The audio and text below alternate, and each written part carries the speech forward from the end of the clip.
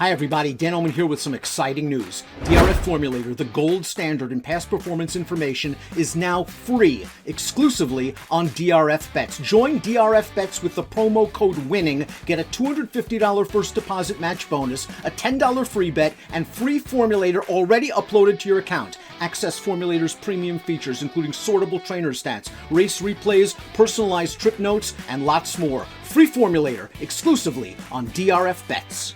The third of four graded stakes races on Saturday at Santa Anita is the Grade 2 Santa Margarita Stakes. It's race number 10 for fillies and mares at a mile and 1/8 on dirt. And the distaff division in California it's been decimated. It's been wrecked.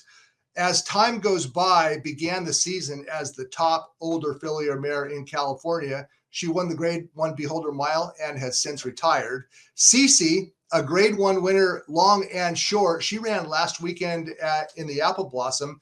And after that, the quality really drops off. And that's not to knock any of the 9 fillies and mares in the Santa Margarita.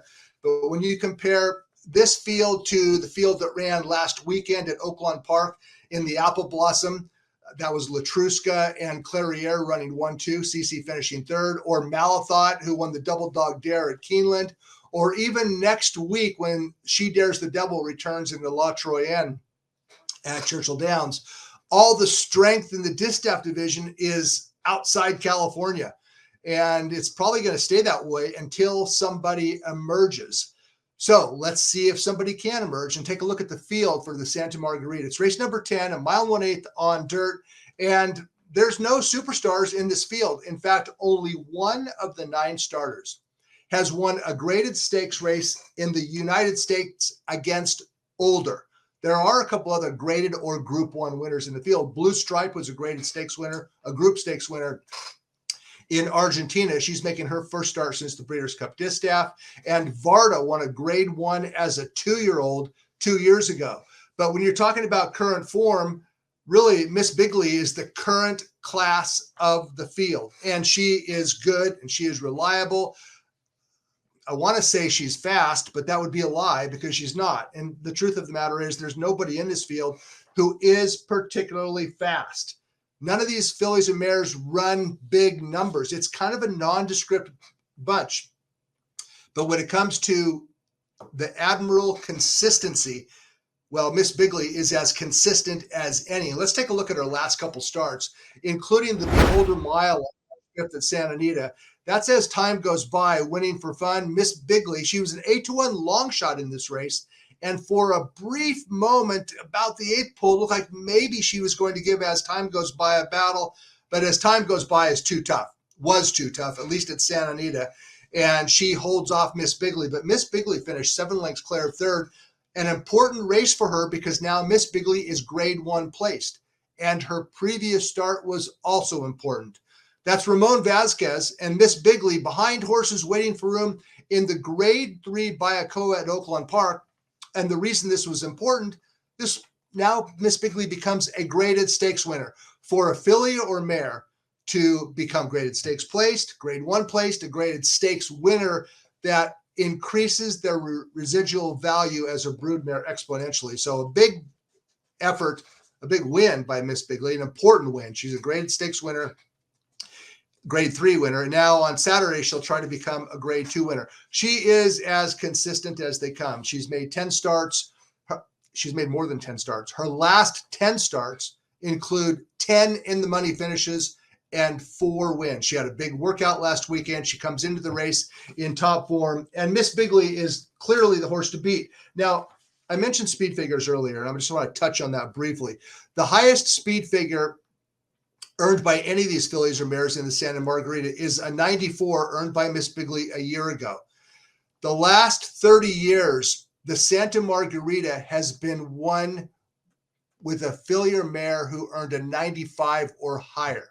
So the point is this: the fastest horse in this year's Santa Margarita is not fast enough to run to par for the Santa Margarita. It takes a 95 or higher, or always has for 30 years, and none of these fillies or mares are fast enough. So this is a case where if you use speed figures to handicap, and really who doesn't, at least acknowledge that they are there and recognize their influence on the tote board.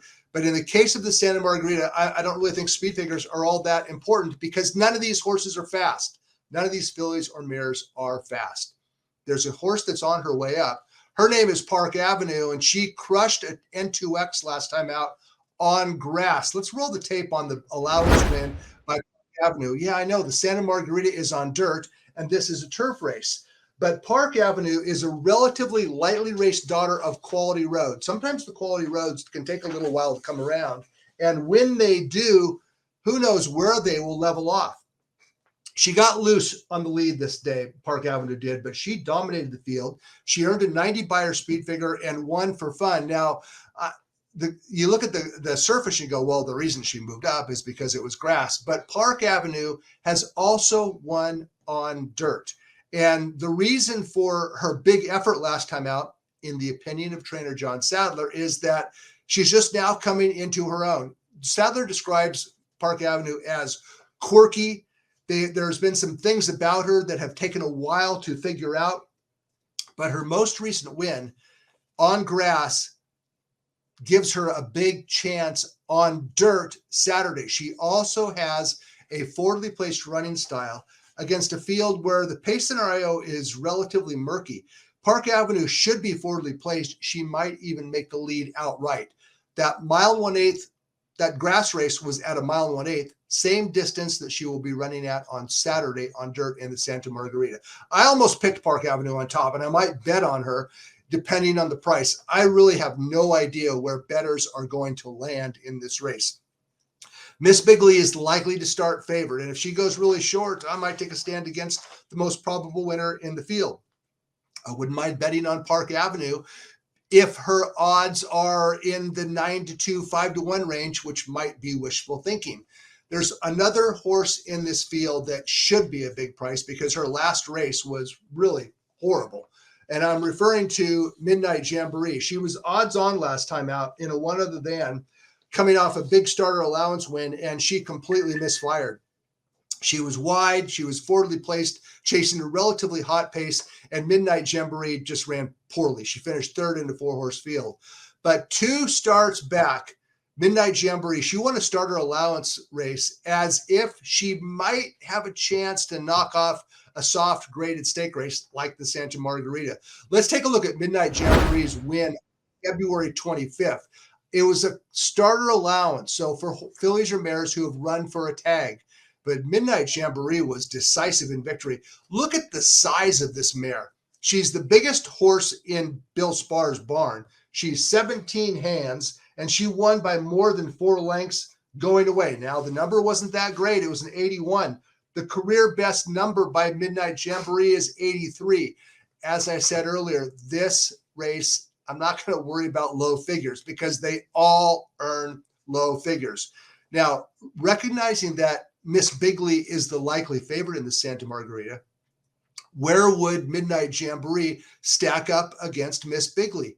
Well, they actually ran against each other last March. Let's take a look at the starter allowance from March 21st, 2021, and that's Miss Bigley down on the inside, Midnight Jamboree too wide to her outside. Nobody's heard of these 2 fillies a year ago. And here they are throwing it down through the lane. Miss Bigley was dead game, and she refused to let Midnight Jamboree get by. Look at the size difference between those 2 mares. Impressive. Anyway, Miss Bigley was game. She refused to let Midnight Jamboree go by. Midnight Jamboree fell short by a nose. And the point in showing the replay of that race is if Miss Bigley is the favorite, and Midnight Jamboree ran her to a nose decision a year ago, maybe Midnight Jamboree is worth a long shot flyer. And when I say long shot, I'm hoping for something in the 8-1 range. Mike Smith rides her back. He was actually apologetic to Bill Sparr after Midnight Jamboree's most recent start. The race in a 4-horse field, and she got a bad trip, Midnight Jamboree did. And Smith accepted some of the responsibility for that.